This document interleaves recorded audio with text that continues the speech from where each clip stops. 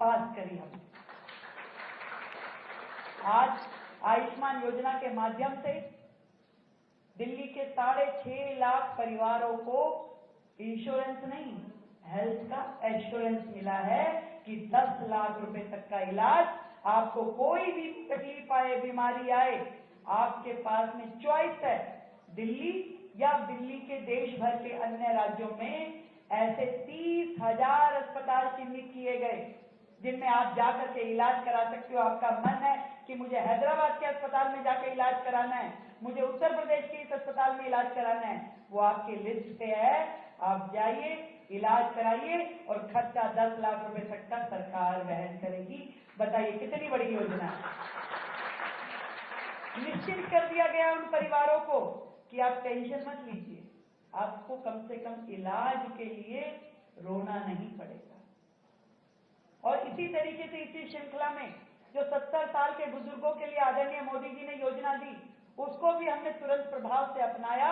और आप मानिए कि ये जो 28 तारीख है, 28 तारीख से दिल्ली के हर 70 साल के बुजुर्ग का रजिस्ट्रेशन होना शुरू हो रहा है। चाहे अमीर हो या गरीब हो, रेडी वाला हो या BMW वाला हो, 70 साल के हर बुजुर्ग को, उसके बच्चे उसे देखभाल कर पा रहे हैं, नहीं कर पा रहे हैं, पर सरकार उसकी देखभाल करेगी।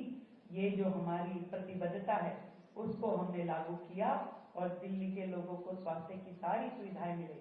नई मशीनरी, नया इंफ्रास्ट्रक्चर, नई प्लेसमेंट, इन सारे कामों को एक मुश्त होकर के दिल्ली के लिए एक अच्छा हेल्थ इंफ्रास्ट्रक्चर डेवलप करने के लिए सरकार लगातार काम कर रही है। अब दिल्ली के लोग सरल इलाज और सुविधाजनक इलाज पा पाएंगे। तो ये दिल्ली के इस मुकुट में एक मोती जुड़ने जैसा है। शिक्षा की बात कहूं, इतना ढिंडोरा पिछली सरकारों ने पीटा, इतना ढिंडोरा पीटा कि हमारे जैसा शिक्षा मॉडल कहीं है ही नहीं। और सच मानिए कि हम भी जब बाहर बैठते थे तो सोचते थे कि सच में ऐसा किया है क्या, पर आज जब सरकार के अंदर बैठ करके देखते हैं तो लगता है कि यार इतना बड़ा ढकोसला भी हो सकता था। आपने सिस्टम बना दिया कि 9वीं में यदि किसी बच्चे के कम नंबर है तो उसको हम आगे ही नहीं बढ़ने देंगे, उसको हटा दिया जाता था। 11वीं में यदि किसी बच्चे के नंबर कम है उसको फेल घोषित करके डिस्टेंट एजुकेशन में डाल दिया जाता था। तो भाई जब सारे ही बच्चे आप ले लोगे जो कि अच्छी पढ़ाई में हैं तो आपका तो 100% रिजल्ट आएगा ही। तो ऐसे लाखों बच्चों को आपने घर बिठा दिया, उनके भविष्य के साथ खिलवाड़ किया। आपने इंफ्रास्ट्रक्चर में कोई 1 रुपए का इन्वेस्टमेंट किया नहीं। 4 क्लास दिखा करके आप कहते हैं हम तो स्मार्ट क्लासेस कर रहे हैं। आप एजुकेशन को अपना बोर्ड बना करके जो इतनी बड़ी राष्ट्रीय शिक्षा नीति पूरे देश के लिए बनी उसको अपने दरकिनार कर दिया। तो क्या ये दिल्ली के बच्चों के लिए एक धोखा नहीं था? आज हमारी सरकार आने के बाद पूरे तरीके से एजुकेशन में केजी से लेके पीजी तक बच्चों को हम जो सुविधाएं दे सकते हैं ताकि दिल्ली के स्कूलों में पढ़े हुए ये बच्चे कल को वो भविष्य बना ले जिसके वो सच में अधिकारी हैं और शिक्षा व्यवस्था। स्कूलों में इंफ्रास्ट्रक्चर, स्कूलों में फैसिलिटीज, अच्छी एकेडमी और पूरा का पूरा उनका मॉड्यूल ऐसा रहे कि बच्चा जब पढ़ के यहाँ से निकले तो जीवन में संघर्ष के लिए तैयार हो जाए। इसकी हमारी तैयारी है।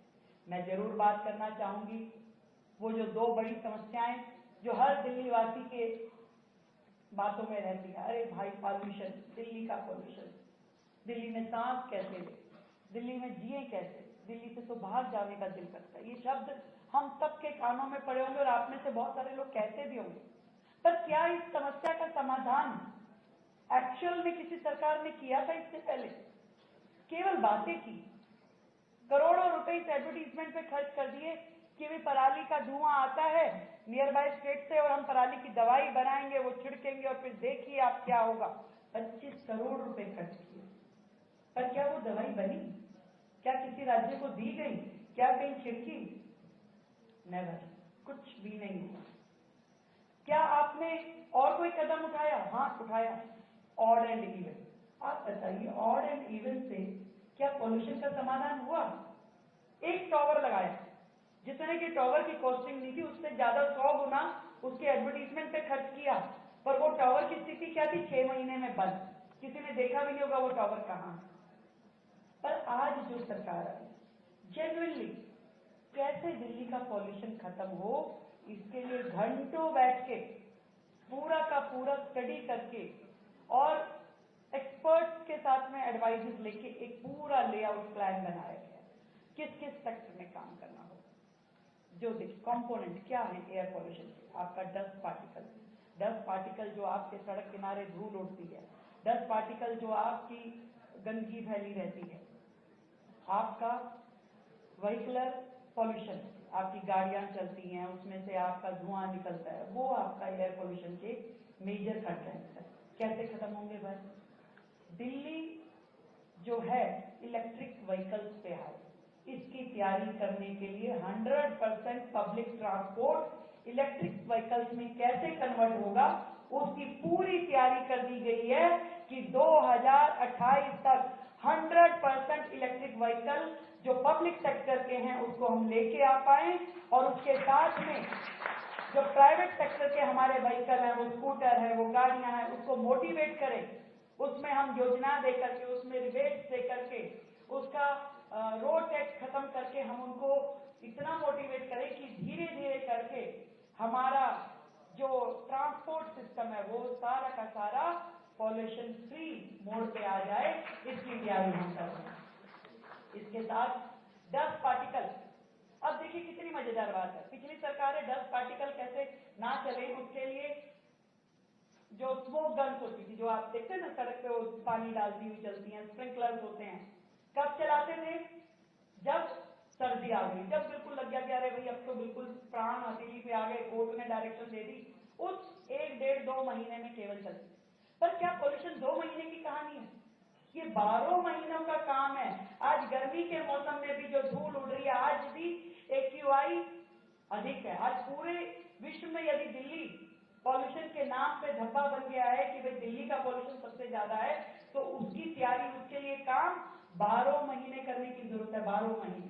और उसकी तैयारी हमने करी है कि आज जो भी मशीनरी हम चलेगी, हमने व्यवस्था बनाई कि 1000 वाटर स्प्रिंकलर दिल्ली में चलेंगे, और वो भी बारिश का मौसम छोड़ के पूरे के पूरे आपके 10 महीने 11 महीने आपको रोड पे दिखाई देंगे और काम करते हुए दिखाई देंगे। तब जाकर के ये पार्टिकल जो डस्ट पार्टिकल है सेटल डाउन होंगे। इसके अलावा जो आपके इलेक्ट्रिक पोल है, इस पे वाटर स्प्रिंकलर लगे ताकि उसके आसपास का जो पौधे लगे, जो ग्रीन एरिया, उस पे भी डस्ट ना हो। एक एक चीज पे चर्चा करते हुए, जो हाई राइज बिल्डिंग है उन पे हम मैंडेटरी करेंगे कि आप अपने स्प्रिंकलर लगाएं और हाई राइज बिल्डिंग के माध्यम से जो वायु प्रदूषण है वो कम हो। इसी तरीके से अनेकों स्टेप, हर चीज पे माइक्रो मैनेजमेंट के साथ में आपके एयर पोल्यूशन काउंट करने वाले जो टावर है उसकी डेंसिटी, उसको अलग अलग जगहों पे लगाना, एक्चुअल मॉनिटरिंग करना, और एक पूरी दिल्ली के integrated command and control centre, उसकी तैयारी हो। इस तरह की तैयारियां दिल्ली सरकार कर रही है। भाई ताली बजानी तो जोर से बजाओ, धीरे से बजाओ।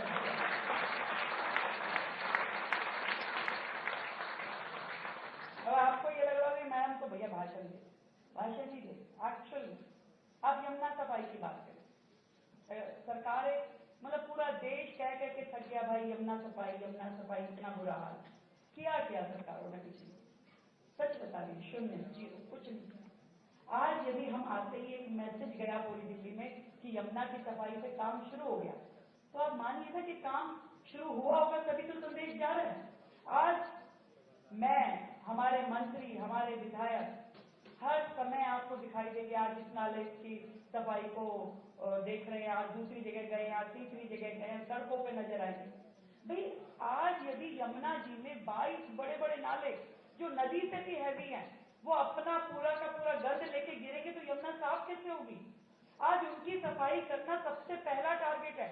उन सारे नाले जो दिल्ली में चल रहे हैं, उन सब पे बड़ी बड़ी मशीनरी लगा करके उनकी टाइम बाउंड तरीके से डीसिल्टिंग, आज इतना समय तक आपको इतने मैट्रिक टन कूड़ा निकालना है, इतने समय तक इतना निकालना है, उसको पूरा वॉच करना, उसको पूरा देखना, लगातार पिछले 2 महीने से वो काम, डेली की रिपोर्ट कि कल कितना काम हुआ, परसों कितना काम हुआ, रोजाना की रिपोर्ट ली जा रही है। और हजारों मीट्रिक टन कूड़ा अभी तक सिर्फ हमारे दिल्ली में बह रहे उन नालों से निकाला गया है। एक दिन में यमुना साफ नहीं होने वाली। मुझे एक रिपोर्टर ने पूछा, उलझ गए, आप बताइए जी, आप बताइए। मैंने कहा झूठ क्यों बोलूं भाई, झूठ नहीं बोलूंगी, मैं केजरीवाल जी नहीं।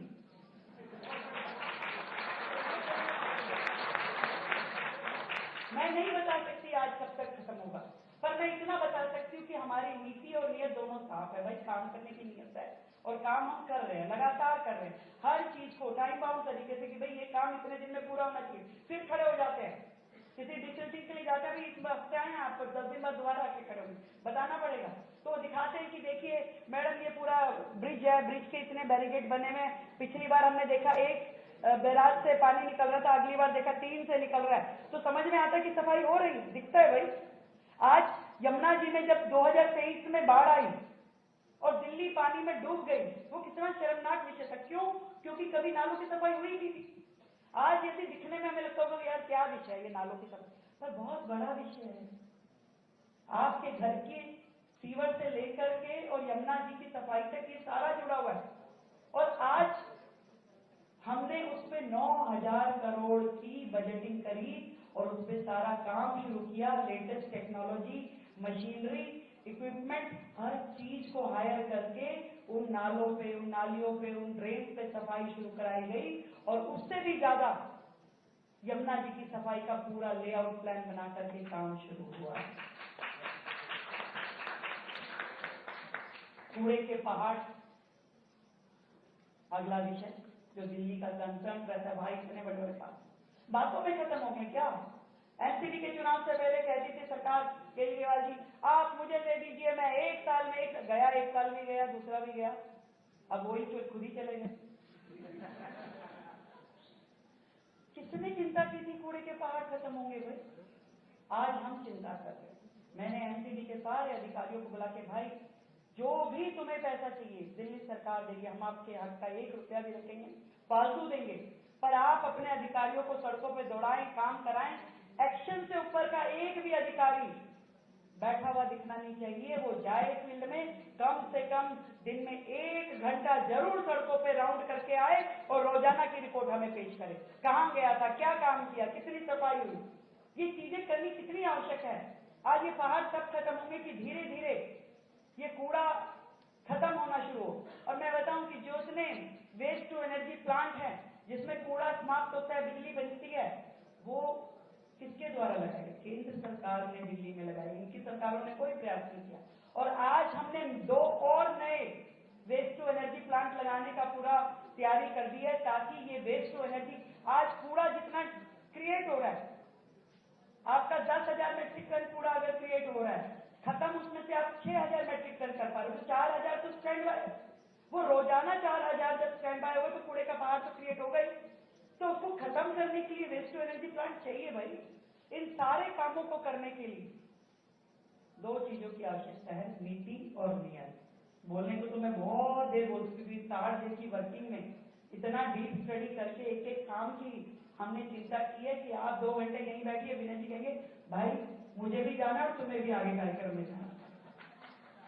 मिलते रहेंगे, बातचीत करते रहेंगे, क्योंकि दिल्ली को मैं चाहती हूँ वो सब मिले जिसका दिल्ली का अधिकार बनता है। दिल्ली का दिल लगना चाहिए शहर में। एक रिपोर्टर ने मुझसे पूछा कि दिल्ली को आप कैसा बनाना चाहती है, लंदन, पेरिस, क्या बनाना चाहती? मैं कहा मैं दिल्ली को दिल्ली बनाना चाहती हूँ। वो दिल्ली जिसमें यहाँ रहने वालों का दिल लगे। ये बनना हो कि भाग जाओ, यहाँ चलो, वहां चलो, दिल्ली में दिल लगता है। दिल्ली में वो काम होने चाहिए जिसका राइट बनता है, जो यहाँ के अच्छी एजुकेशन, अच्छी हेल्थ, अच्छा इंफ्रास्ट्रक्चर, साफ सुथरी दिल्ली जहाँ सांस ले सके, ऐसी दिल्ली। अभी अब मैंने एक विनय जी ड्राइव शुरू किया, मैं खुद ही उखाड़ने लगी पोस्टर। मैंने देखा यार बड़े गंदे लग रहे हैं मेट्रो पिलर। अब हम नेता लोग हैं, पहले एक समय में हम भी लगाते थे, फिर मैंने माफी मांगी सबसे पहले, तो मैं कभी सॉरी, कभी हमने भी लगाए थे, पर मैंने जब आज इस पोजीशन पे आके खड़ी होती तो मुझे लगता है ये तो बहुत गलत हुआ। तो सबसे मैंने, मेरे साथियों ने, हम सब ने निर्णय लिया कि ना हम लगाएंगे, ना हम किसी को अलाउ करेंगे। कोई वॉल राइटिंग, कोई पोस्टर चिपकाने का काम दिल्ली में ना हो। दिल्ली की दीवारें, दिल्ली की सड़कें साफ सुथरी दिखे, लोगों को अच्छा लगता है। और ये जो मेरे सामने बैठे युवा लोग हैं, इनसे मैं निवेदन करना चाहती हूँ। अभी पहलगांव की घटना का जिक्र यहाँ हो रहा था। जब हमने वो वीडियोस देखी, जब हमने वो सीन देखा, कितनी तकलीफ हमारे दिलों में, कितना दर्द हुआ। ऐसा दिल कर रहा था कि हमें कोई बंदूक दे दे और हम ही जाके उन आतंकवादियों को मार दें। ऐसा लगा कि नहीं लगा?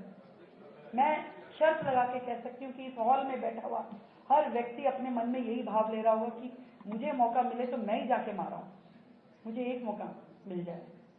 पर मैं बताऊं, नहीं मिलेगा। ना दूसरे को गोली मारने का मौका मिलेगा, ना अपने सीने पे गोली खाने का मौका मिलेगा। देशभक्ति दिखाने के लिए मरने का एक भी मौका हम में से किसी को मिलने वाला नहीं है। एक ही चीज मिल सकती है, देश के लिए जीने का मौका।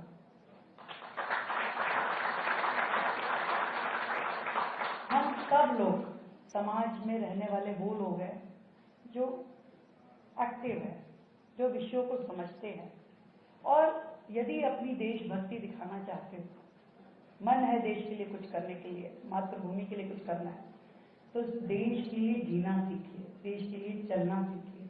और वो आपकी जो महारत है, जो आपकी फील्ड है, आप स्पोक्स पर्सन बनिए देश के लिए अच्छा सोचना, बोलना, और जो अच्छा कर रहा हो उसके लिए कहना। ये हम सबको करना पड़ेगा। सही को सही कहना, गलत को गलत कहना जब शुरू कर देंगे तो आप मान लीजिए कि देश आगे बढ़ना शुरू हो जाएगा।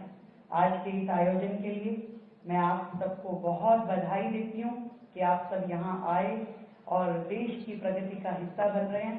हम सब मिलके जब एक एक कदम भी देश के हित में, देश की प्रगति के लिए बढ़ाना शुरू करेंगे तो यकीन मानिए कि देश रोजाना 140 करोड़ कदम आगे बढ़ना शुरू हो जाए। Thank you so much.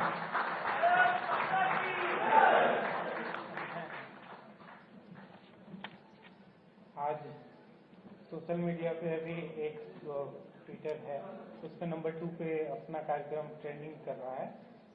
अगले वक्ता के रूप में हमारे साथ श्री वीरेंद्र सचदेवा जी, दिल्ली प्रदेश अध्यक्ष जी को आमंत्रित करना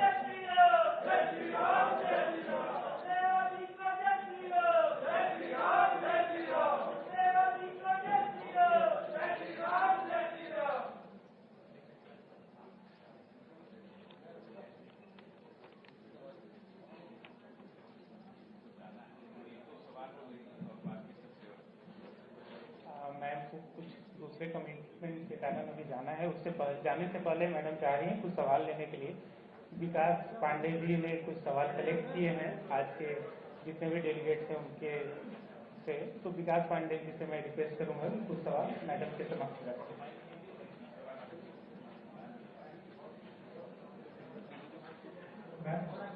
आपने वैसे काफी सवालों का जवाब तो दे दिया है, लेकिन फिर भी जितने समय में मैं कलेक्ट कर पाया कुछ सवाल को मैं कलेक्ट करके आपको बताता हूँ। कुछ एजुकेशन से मिलते हैं। पूर्णिमा चौहान जी पूछती हैं, स्कूल भी बहुत मनमानी ढंग से प्राइवेट स्कूल पढ़ा रहे हैं। उदित पाठक जी पूछते हैं, ट्रांसपेरेंसी इन स्कूल एडमिशन थोड़ा और अच्छा होना चाहिए जो दिल्ली के स्कूल है। के शामी अरोड़ा पूछते हैं कि how to introduce Hinduism and its scripture, Hindu values की क्या ऐसा कोई प्लान है दिल्ली एजुकेशन में? तो अभी तो एजुकेशन सेक्टर के क्वेश्चन हैं और भी आप बिल्कुल, आप लोगों ने एजुकेशन के लिए सवाल पूछा। सही कह रहे हैं आप कि यहाँ अभी तक की जो व्यवस्थाएं थी, कोई बहुत ही स्ट्रॉन्ग नियम स्कूलों के लिए नहीं था। स्कूल हर साल अपनी फीस बढ़ाने की प्रक्रिया को लगातार चालू रखे हुए हैं।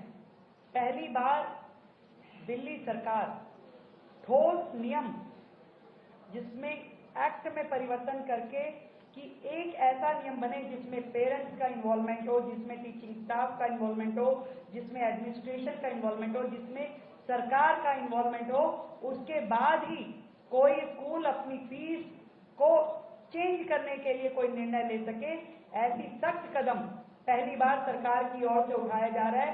एडमिशन प्रोसेस में पूरी ट्रांसपेरेंसी हो, कोई भी स्कूलों को इंडस्ट्री की तरह यूज ना कर पाए, इसकी चिंता पूरी सरकार करेगी।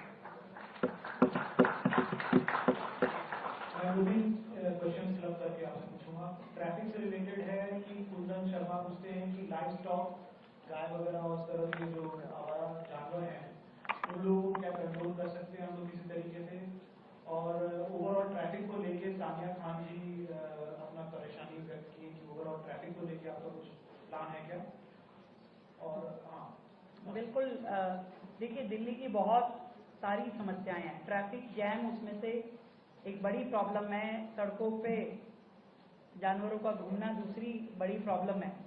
अब ये मानिए कि ये राजधानी की इतनी सारी समस्याएं हैं, एक छोटा सा कहती हूँ, वीरेंद्र सचदेवा जी ने से मैं मिली जब मुख्यमंत्री की घोषणा होने वाली थी, तो मैंने कहा भाई साहब क्या होगा, तो उन्होंने कहा जो होगा ठीक ही होगा। उनको लगा कि मैं बोल रही हूँ कि भाई मुख्यमंत्री नहीं बनी तो कैसे करेंगे। मैंने कहा कोई बात नहीं, नहीं हुई तो क्या बात है। मैं कहा नहीं नहीं, प्रॉब्लम ये नहीं है कि नहीं बनी तो क्या होगा, मैं कहा बन गई तो क्या होगा। इतने सारे काम दिल्ली में है, इतनी सारी समस्याएं, मैं कैसे करूंगी।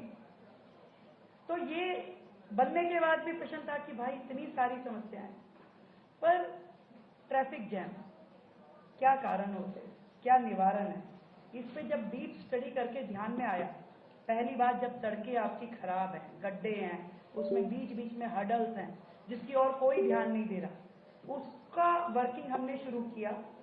सड़कों पे हडल, ट्रैफिक कंजेशन के कारण किस पॉइंट पे क्या है, ऐसी पूरी सूची बनाई गई। आप मानिए विनय जी, हमने पूरी दिल्ली के 450 पॉइंट निकाले और लगातार हर 15-20 दिन में उसकी मीटिंग करते हैं। उसमें हर विभाग के लोग, दिल्ली की एक प्रॉब्लम और भी है ना, दिल्ली में मल्टीपल एजेंसी है, कोई एरिया एनडीएमसी में है, कोई आपका डीडीए में है, कोई डीएसआईडीसी में है, कोई कंट्रोलमेंट बोर्ड है, कहीं पे एनसीबी का राज है, कहीं पे पीडब्ल्यूडी है।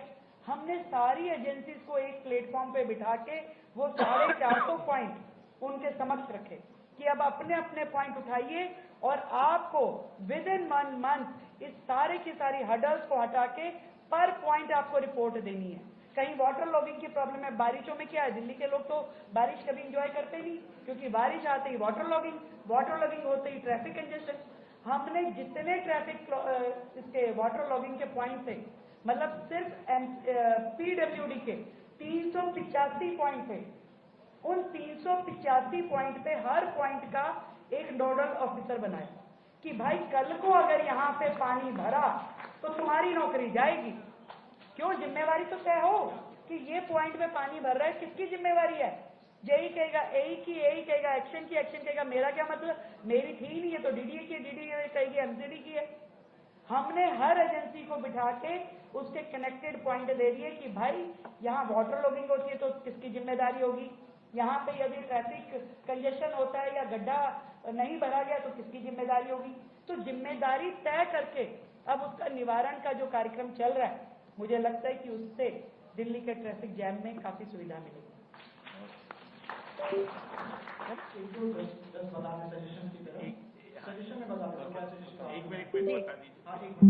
मैं आर्ट एंड कल्चर में सजेशन जावी सिंह का दिया गया है कि आर्ट एंड कल्चर को आप स्केल अप करने का प्रयास कर सकते हैं। और लॉ एंड ऑर्डर में विनीत राजपूत जी बोलते हैं कि अंडर फ्लाईओवर में काफी लीगल काम होते हैं, नशा वगैरह का होता है, उस पर ध्यान देने की जरूरत है।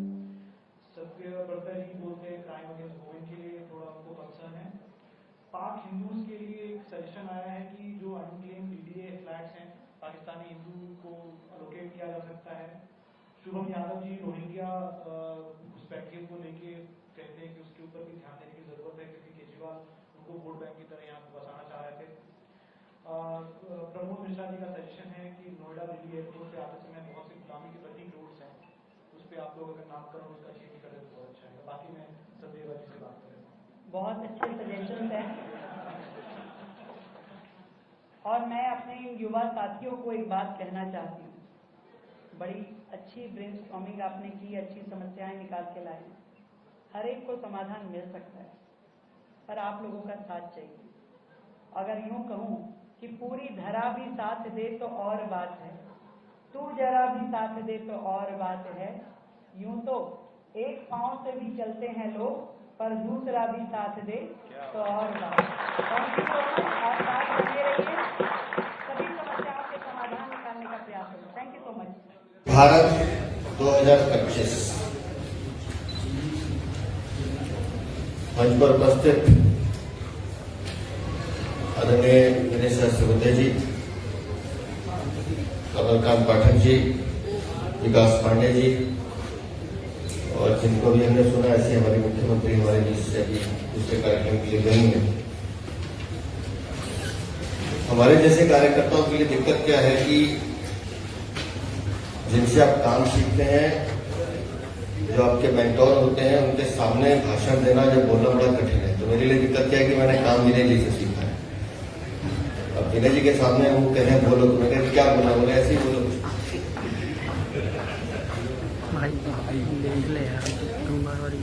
सबसे ज्यादा संतोष भाई हंस रहे हैं। विकसित भारत है क्या? मुख्यमंत्री ने कहा कि विकसित दिल्ली से विकसित भारत का रास्ता निकलेगा।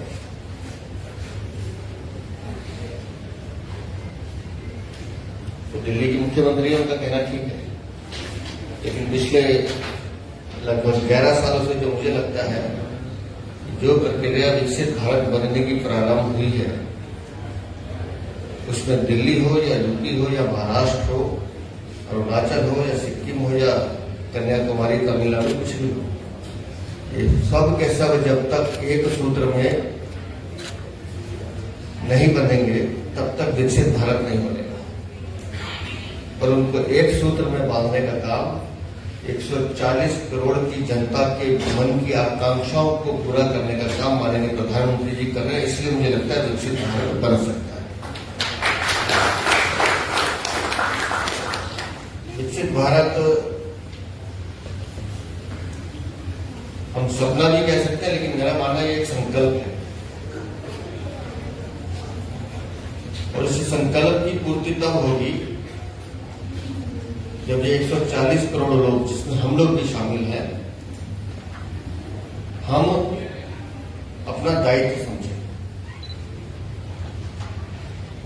विकास मुझे बता रहे थे कि बहुत सारे यूथ यहाँ बैठे हैं और अभी विकसित भारत डायलॉग ये है नाम, ये ट्रेंड कर रहे हैं विश्व में, बताया विकास। हम सब अधिकार की बात करते हैं, लेकिन अपने दायित्व और कर्तव्य की बात है। जिस दिन ये 140 करोड़ लोग अपने कर्तव्यों और अपने दायित्व की बात करने लगेंगे, उस दिन मेरा भारत विकसित भारत बन जाएगा।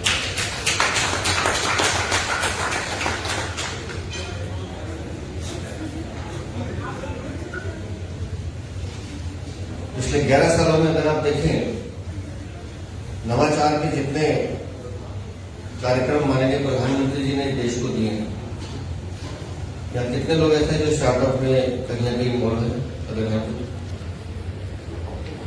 लेकिन काफी लोगों ने हाथ मिला दिया। तो जब पहली बार स्टार्टअप सुना था तब हम क्या सोचते थे, और आज एक स्टार्टअप हमारे लिए क्या है। स्किल इंडिया जब पहली बार प्रधानमंत्री ने बोला था तो हमें भी समझ में नहीं आया था कि स्किल इंडिया में करना क्या है। या जिस दिन डिजिटल क्रांति की बात की थी, मुझे ध्यान है, मैं भी उन लोगों में था कि जब वो कहते थे कि पर्स में पैसे की जरूरत नहीं, सिर्फ कार्ड की जरूरत होनी चाहिए, मोबाइल में से पेमेंट होगी, तो हम भी सोचते थे ये कैसे होगा। लेकिन आज जब सब्जी लेने जाते हैं तो 20 रुपए के लिए भी वो कहता है, बोर्ड आगे कर देता कि कीजिए। तो हमारे देश में हर नागरिक में काम करने की क्षमता है, योग्यता है। प्रधानमंत्री ने उस योग्यता, उस काम करने वाले को आगे बढ़ाने का काम किया है। इसलिए मुझे लगता है कि ये सपना नहीं, विकसित भारत बन सकता है। पिछले 11 वर्षों में आप सिर्फ आंख बंद करके करना है। यहाँ जो जनरेशन बैठी है, मुख्यमंत्री जिस बात का जिक्र कर रही थी, आखिरी बार भारतीय जनता पार्टी की सरकार 98 में खत्म हुई, 93 से 98। और 98 से लेकर 2025 इस ड्यूरेशन में जो जो लोग पैदा हुए हाथ खड़ा करें। काफी नंबर अच्छा है। अब इन लोगों को क्या पता कि 93 में क्या हुआ था, 94 में क्या हुआ था, उसमें दिल्ली कैसी थी। आप लोग तो दिल्ली वो देख रहे हो जो आपने अभी देखी। भारतीय जनता पार्टी का शासन जब जब देश के किसी भी कोने में आया है तब तब विकास की गति बढ़ी है।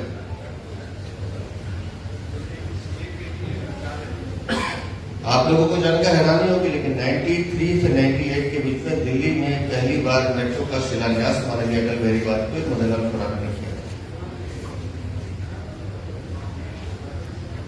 और आज कल्पना कीजिए कि बिना मेट्रो के दिल्ली में ट्रैफिक की हालत क्या होगी। ये उस टाइम का विजन है। आज हम मोनोरेल देख रहे हैं, रैपिड रेल देख रहे हैं, दुनिया भर की चीजें माननीय प्रधानमंत्री जी ला रहे हैं। पिछले 11 सालों में जितना परिवर्तन इस पूरे हिंदुस्तान में आया है, मैंने जब हम स्टडी करते हैं चीजों को, मैं भी पॉलिटिकल साइंस का स्टूडेंट हूँ, पिछले 70-75 सालों में इतना परिवर्तन नहीं आया देश में जितना इन 11 सालों में आया। इसके पीछे का कारण यह है कि हम आज की सरकार को पता है कि अगर हमें 2047 का भारत चाहिए तो 2047 के भारत की चुनौतियां क्या होगी, उसका निवारण आज करने की कोशिश की जा रही है। इधर हो जाए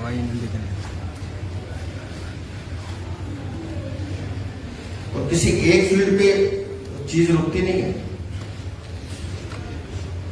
मैंने स्टार्टअप का नाम ले लिया, स्किल इंडिया का नाम ले लिया, डिजिटल का नाम ले लिया, लेकिन कितने मेट्रोज, कितने हाईवेज बन रहे हैं इस पूरे देश में, आप अंदाजा लगा सकते हैं। यहाँ पीटी साहब बैठे हैं, पुणे से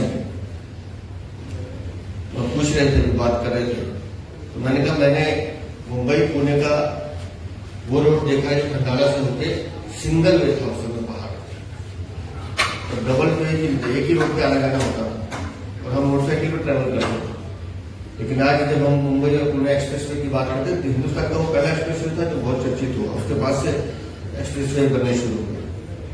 लेकिन आप लोगों को अंदाजा नहीं है कि उस समय का जो एक्सपीरियंस जिसने महसूस किया था उसके लिए एक्सप्रेसवे बहुत बड़ी चीज है। आज पूरे हिंदुस्तान में इस तरह का जाल बिछा है, ये पहले क्यों नहीं हो रहा? आज से 11 साल पहले ये सब काम क्यों नहीं हो रहे? आज इस सरकार की उपलब्धता सबसे बड़ी क्या होती है? विनय जी तो सरकार का हिस्सा नहीं है। इस सरकार की सबसे बड़ी उपलब्धता है, या ये मैं कहूं कि उपयोगिता है, वो ये है कि माननीय प्रधानमंत्री जी जिस योजना का शिलान्यास करते हैं उसका उद्घाटन में से नहीं होता। ये बताता है कि काम की गति क्या है, ये बताता है कि विजन क्या है। हमें सिर्फ पत्थरों पर नाम नहीं चाहिए, हमें रिजल्ट चाहिए, रिजल्ट ओरिएंटेड काम चाहिए। और इसलिए माननीय प्रधानमंत्री की लोकप्रियता दिन पर दिन बढ़ती है। क्यों? क्योंकि सबको पता है कि मोदी है तो मुमकिन है, हम कर सकते हैं।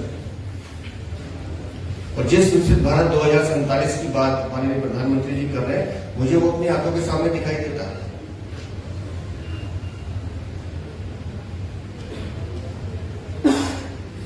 मुझे वो चीजें दिखाई देती हैं। और इसलिए जब मुख्यमंत्री दिल्ली की बात कर रही थी तो मैं इस बात को लेकर पूरी तरह से आश्वस्त हूं कि हम 5 सालों में, अभी 5 साल का बजट मिला दिल्ली को भारतीय जनता पार्टी के लिए, इन 5 सालों में हम दिल्ली को उस राह पर तो ले आएंगे जहां लोगों को लगने लगेगा कि हाँ ये वो सरकार है जो दिल्ली को विकसित दिल्ली बना सकती है।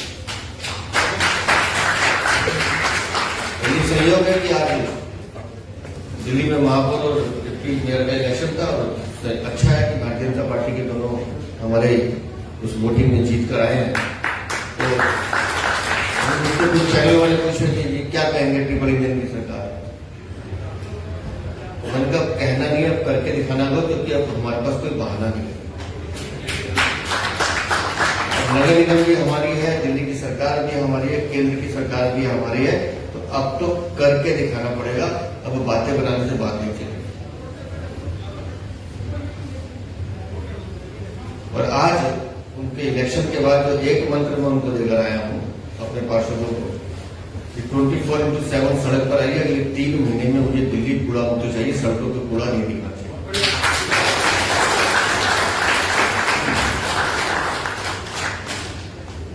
थोड़ी ताकत लगाएंगे, कुछ कमियां भी रहेंगी, लेकिन यकीन मानिए भारतीय जनता पार्टी का हर कार्यकर्ता, विशेष रूप से मैं दिल्ली का अध्यक्ष हूं तो दिल्ली की बात कर रहा हूं, हर कार्यकर्ता इस बात के लिए कमिटेड है कि माननीय प्रधानमंत्री ने जो संदेश पूरे देश के लिए दिया है, वो स्वच्छता का हो, वो विकास का हो, सबको साथ लेके चलने का हो, उसको अक्षरशः दिल्ली के हम कार्यकर्ता पूरा करेंगे। और विकसित भारत की जिस कल्पना को आप सब भी अपने, मैंने जो क्वेश्चन रहे मैं बैठूंगा थोड़ी देर सुनूंगा, बीच में कई सुझाव अच्छे नहीं, लेकिन हर काम को करने के लिए संकल्प होना बहुत जरूरी है। और संयोग से ईश्वर ने कुछ ऐसा दिया है कि कह सकते हैं आप, मैं जो बोलता हूं वो हो जाता है।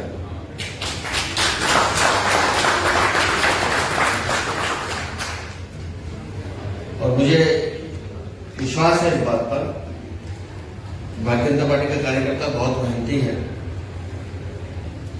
और हम सब मिलकर विकसित भारत जब 2047 में बन रहा होगा तो दिल्ली की राजधानी भी विकसित दिल्ली होगी और वो विकसित भारत के साथ खड़ी होकर गर्व से मुस्कुरा रही होगी कि हम माननीय प्रधानमंत्री नरेंद्र मोदी आपके संकल्प को पूरा करने में हमने भी अपना योगदान दिया है। बहुत बहुत धन्यवाद।